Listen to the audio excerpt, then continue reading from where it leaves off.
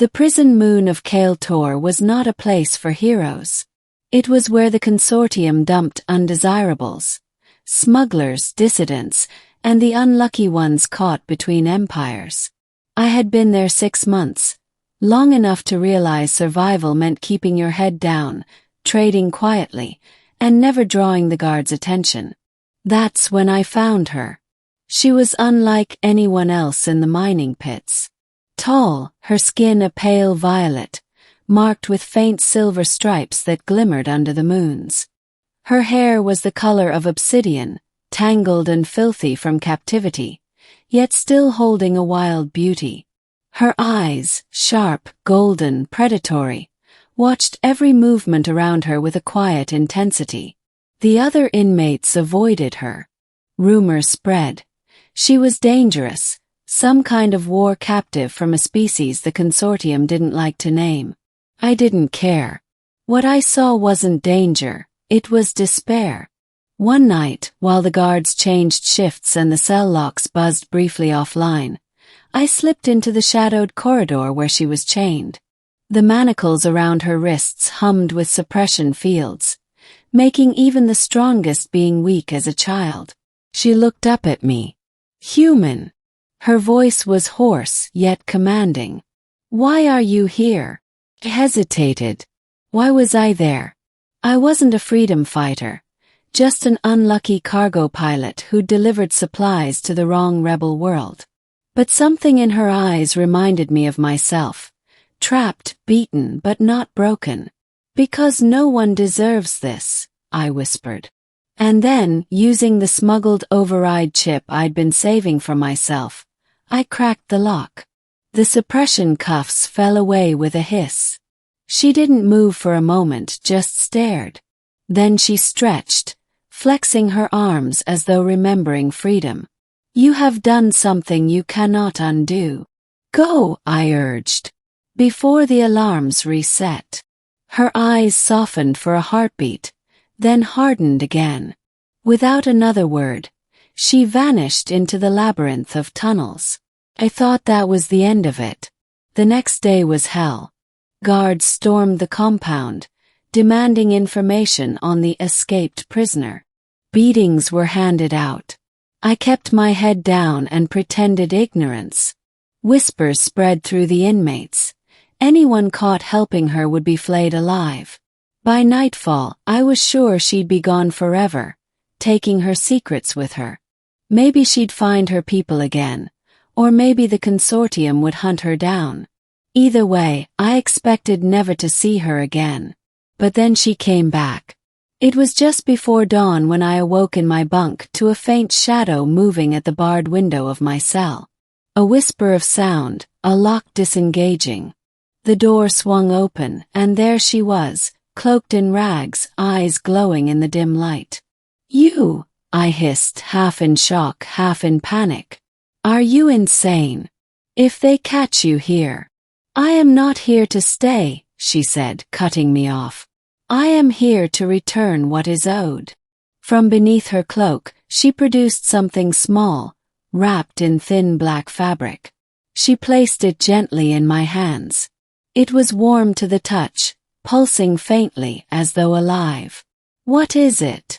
I asked. Her golden eyes locked onto mine. "A gift. Bond. The promise of my people. You freed me when no one else dared. In my culture that makes you chosen."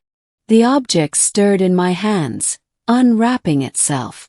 Inside was a shard of crystal, clear yet filled with swirling motes of light, like a star trapped in glass.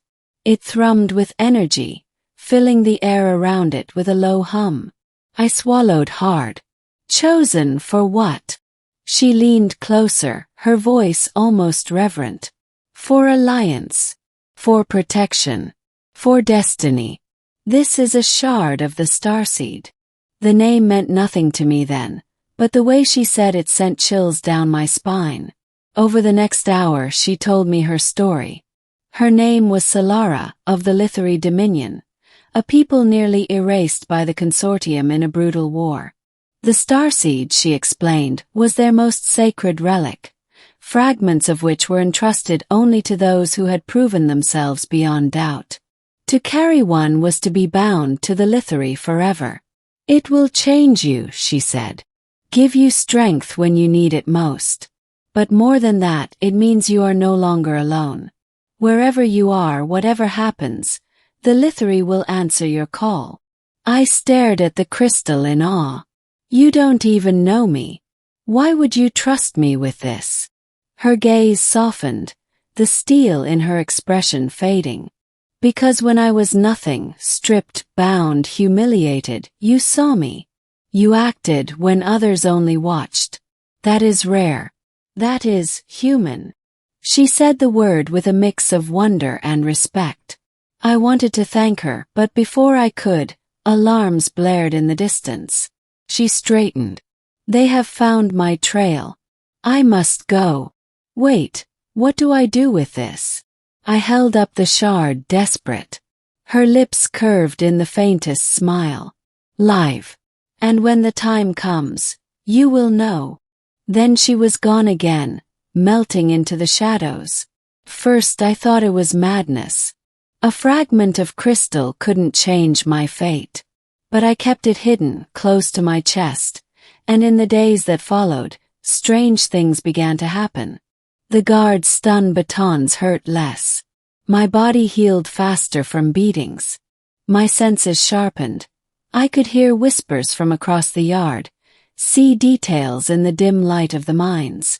Other inmates noticed too, whispering that the human had something unnatural about him. Weeks later, when a riot broke out, I finally understood Solara's words. The guards opened fire with pulse rifles, cutting down prisoners left and right. I ducked behind cover, but instinct drove me forward, to protect the weak, to fight back.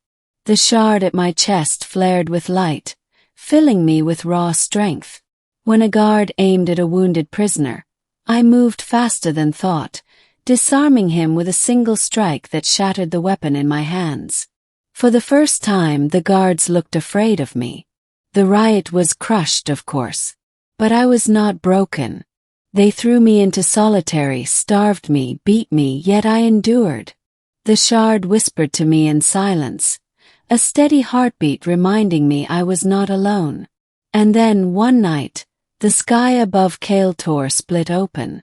Explosions thundered across the horizon as alien warships descended, sleek and shimmering with silver light. The prison's defenses crumbled like paper. And in the chaos I saw her again, Solara, clad in gleaming armor, leading a squad of lithary warriors. She strode through the wreckage as if she owned it, her golden eyes finding me instantly. "Human," she called out, her voice like a clarion over the screams and gunfire. "You kept the gift. Now it is time to claim your reward."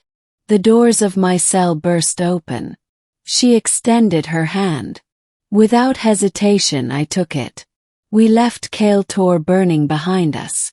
The lithary fleet carried me far from that wretched moon, into a life I had never imagined. I was no longer a forgotten prisoner. I was a bearer of the starseed, an honored ally of a people who had nearly vanished. And Solara, she was no longer just the woman I had freed. She became my guide, my protector, and in time my friend. One night, as the stars wheeled outside the viewport of her ship, I finally asked the question that had haunted me since the day she returned. "Why did you come back for me?" She regarded me quietly, then smiled, a rare, unguarded smile that transformed her sharp features into something warm, almost human. "Because you freed me with no expectation of gain. My people believe such acts are sacred. But for me," she paused, her gaze softening, "for me it was more simple. You gave me back my life.